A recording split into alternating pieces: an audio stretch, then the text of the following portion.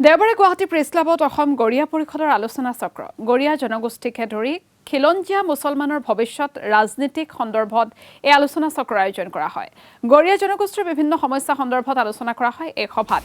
গৰিয়া জনগোষ্ঠীৰ এজনো ব্যক্তি বিধানসভা অথবা ৰাজনৈতিক প্ৰেক্ষাপটত নথকা, সমষ্টি নিৰ্ধাৰণৰ লগতে আসন সংৰক্ষণৰ ক্ষেত্ৰতো পিছপৰা নৱপ্ৰজন্মৰ ভৱিষ্যত উন্নয়নৰ কেইবাটাও প্ৰসংগ আলোচনা কৰা হয় এই সভাখনত।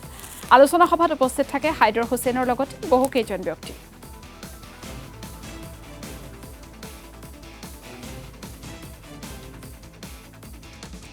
যিও এটা আমাৰ হাজো চিটত হাজো এটা সমষ্টি আছিল, তাত গৰিয়া জনগোষ্ঠীৰ প্ৰায় প্ৰতিনিধিত্ব কৰিছিল নুৰুল হুছেইন ডাঙৰীয়াকে ধৰি।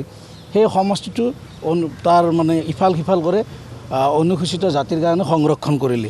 আমি ভাবিছিলোঁ যে এইটো অসমত সমষ্টি বৃদ্ধি হ'ব, বৃদ্ধি হ'লে অন্তত উজনি নামনি ধৰি এই গৰিয়া জনগোষ্ঠীসকলক যাতে জিকি যাব পৰা সমষ্টিৰ ব্যৱস্থা কৰে, সেই উদ্দেশ্যে সভাখন আমি অনুষ্ঠিত কৰিছিলোঁ। কিন্তু